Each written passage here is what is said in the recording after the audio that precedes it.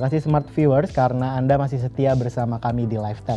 Dan seperti yang sudah saya janjikan sebelumnya, kali ini telah hadir di tengah-tengah kita salah satu guru besar di BINUS University, Profesor Insinyur Ingrid, yang akan berdiskusi dengan kita mengenai teknologi dalam pembuatan makanan. Langsung saja kita sapa Prof. Ingrid. Halo Prof, bagaimana kabarnya hari ini Prof? Puji syukur kepada Tuhan, sehat, baik. Puji syukur ya Prof. Ya. Semoga semuanya juga baik, sehat ya. Amin. Harus tetap jaga kesehatan ya Prof ya, dan harus tetap produktif ya Prof ya di tengah pandemi ya Prof. Iya. Nah Prof, kita bakal ngobrol-ngobrol sedikit nih Prof terkait penelitian Prof mengenai probiotik nih Prof. Tapi sebelum kita membahas lebih dalam mengenai hal itu, mungkin boleh Prof. Ingrid boleh dijelaskan terlebih dahulu terkait manfaat probiotik itu sendiri untuk manusia.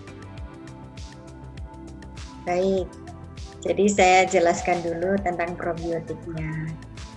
Jadi by definition, probiotik itu adalah mikroba hidup yang apabila dikonsumsi dalam jumlah yang memadai, mampu memberikan manfaat kesehatan bagi inangnya. Jadi kalau inangnya hewan, dia memberi manfaat kesehatan pada hewan, pada udang, pada ikan, dan kalau inangnya manusia, kepada manusia. Jadi kata kuncinya adalah dalam keadaan hidup dan tetap hidup dalam saluran cerna untuk dapat memberikan manfaat kesehatan dan berfungsi sebagai probiotik. Jadi di diskusi kita selanjutnya kita fokuskan probiotik untuk manusia ya. Nah, manfaat probiotik bagi kesehatan manusia yang utama adalah menjaga keseimbangan mikrobiota di dalam saluran cerna. Istilahnya itu eubiosis. Lawannya dysbiosis. Kalau sudah jaga keseimbangan mikrobiota dalam saluran cerna, maka tercipta mikrobiom sehat atau healthy microbiome. Di dalam saluran cerna ada sel epitel usus. Itu tempat menempel semua jenis mikroba, baik bakteri, ya, kapang, kamir, virus, baik bakteri yang baik, yang tidak diinginkan atau tanda petik jahat gitu ya, sehingga harus seimbang dalam kondisi yang namanya homeostatis. Kalau sudah seimbang, maka integritas sel epitel usus terjaga dan mampu menyerap zat gizi secara optimal serta mencegah terjadinya sembelit. Riset-riset dari tim kami membuktikan bahwa kerusakan yang terjadi pada usus akibat diare atau karena terpapar oleh E. coli ya, dapat diperbaiki dengan mengonsumsi probiotik. Kemudian sistem imun dari tubuh manusia 80% itu berada dalam saluran cerna. Sehingga probiotik di dalam saluran cerna juga mampu meregulasi sistem imun, yaitu meningkatkan status imun bagi tubuh kita. Yang penting misalnya di tengah-tengah pandemi seperti ini ya, kita kan harus menjaga sistem imun kita menjadi optimal, ya kan? Kemudian menekan terjadinya alergi, kalau ada eksim, bahkan mampu mengendalikan suasana hati, menekan kecemasan dan depresi. Tidak ada generik probiotik dan bersifat spesifik terhadap strain. Nah, penelitian saya selama 28 tahun ini terhadap bakteri probiotik yang dikenal sebagai Lactobacillus plantarum strain IS10506 dan merupakan probiotik yang diisolasi asal dadi, yaitu susu fermentasi tradisional asal Sumatera Barat, dan terbukti mampu meningkatkan respon imun dan berat badan anak balita kurang gizi dan gizi buruk. Demikian.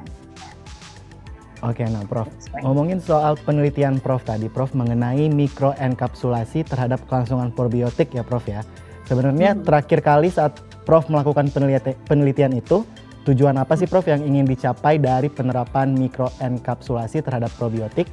Apakah ingin memaksimalkan fungsi dari probiotik terhadap tubuh yang mengkonsumsi atau mungkin apakah ada fungsi tertentu yang dapat dicapai oleh mikroenkapsulasi dalam mengkonsumsi produk probiotik di tengah pandemi ini khususnya, Prof?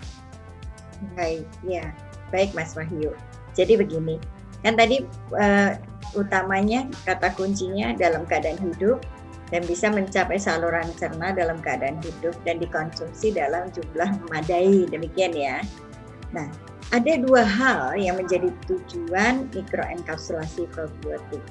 Pertama, memudahkan penyimpanan.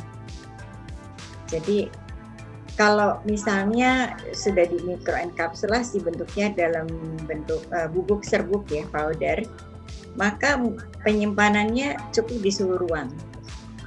Sementara kalau misalnya bentuknya cair atau kadar airnya tinggi, ya perlu lemari pendingin. Kemudian juga fleksibilitas dalam penggunaannya sebagai ingredient atau bahan baku pangan fungsional. Kalau dia bentuknya serbuk dan dia bisa tahan di suhu ruang, maka dia bisa digunakan di jenis makanan apapun. Apakah itu produk susu atau bahkan jus ya. Ada juga yang ditambahkan di kopi. Dan membantu tetap bertahan hidup dalam ketika mencapai saluran pencernaan. Jadi itu dua tujuan utamanya. Probiotik akan berfungsi dalam jumlah memadai dan dalam keadaan hidup. Itu yang ingin dicapai untuk mikroenkapsulasi probiotik. Kita tahu setelah diproduksi, maka untuk mencapai ke konsumen akan melalui mata rantai distribusi, pemasaran, dan penyimpanan yang berpotensi menurunkan populasi jumlah bakteri probiotik hidup.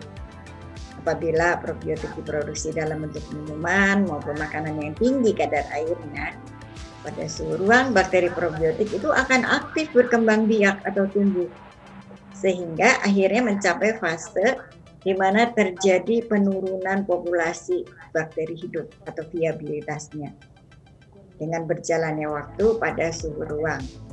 Bahkan bisa pada akhirnya tidak terdeteksi lagi bakteri hidup di dalam produk probiotik tadi. Nah, dengan mikroenkapsulasi, probiotik itu dikeringkan dan diberi perlindungan. Diberi salut ya, dilapisi.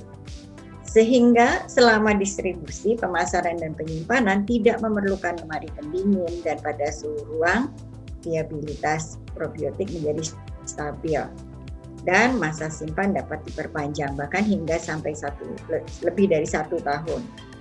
Lalu setelah dikonsumsi sekarang, probiotik tentunya harus berjuang kan di dalam bertahan hidup melalui berbagai rintangan seperti misalnya keasaman lambung, ya pH lambung kan rendah sekali. Lalu asam garam empedu yang juga mematikan dalam tanda petik, ya. Hasil riset membuktikan bahwa mikroenkapsulasi bakteri probiotik Lactobacillus plantarum IS 10506 ini bertahan hidup.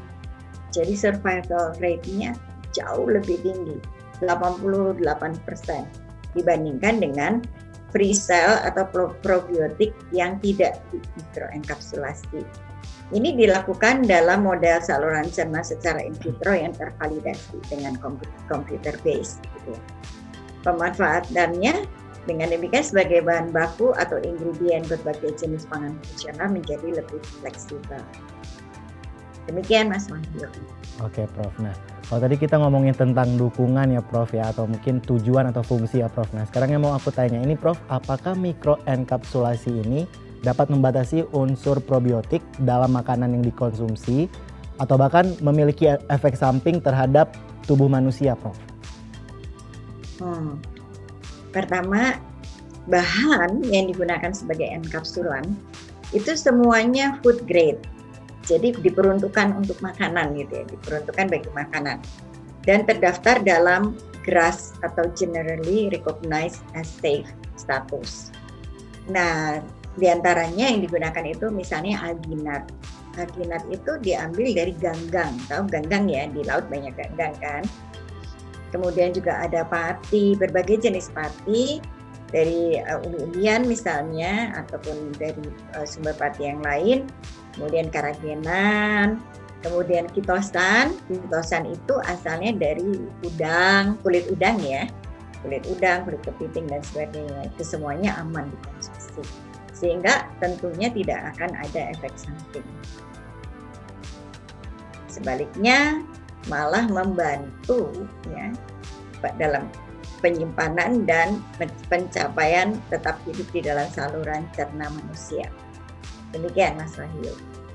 Oke Prof. Nah, selain untuk probiotik Prof, teknologi mikroenkapsulasi ini kan sudah diterapkan pada produk lain seperti minyak ikan ya Prof ya. Nah, sebenarnya perbedaan seperti apa sih Prof yang dialami dalam penerapan mikroenkapsulasi ini di masing-masing produknya? Oke. Sebenarnya teknologi mikroenkapsulasi ini di dalam industri teknologi pangan ya, itu sudah digunakan selama 60 tahun.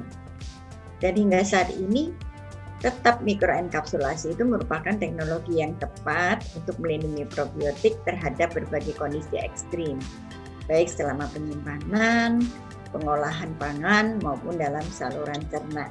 Artinya dengan di mikroenkapsulasi dalam bentuk serbuk itu, kalau misalnya kita mau diolah pakai suhu yang cukup tinggi, maka akan lebih tahan dibandingkan tidak di mikroenkapsulasi. Dia akan tetap hidup. Oke, baik Prof Ingrid. Terima kasih banyak Prof sudah menyempatkan waktunya untuk diskusi dan ngobrol bareng kita di LifeTech ya Prof ya. Ya. Ya, thank you banget Prof. Sehat-sehat. Ya, amin. Prof Ingrid juga semoga sehat selalu dan sukses selalu ya Prof. Ya, oke. Oke Smart Viewers, itulah tadi perbincangan kita dengan Profesor Ingrid. Dan jangan kemana-mana terlebih dahulu karena kita setelah ini bakal mereview salah satu teknologi atau produk yang sangat sayang untuk dilewatkan. Jadi tetaplah bersama kami di LifeTech.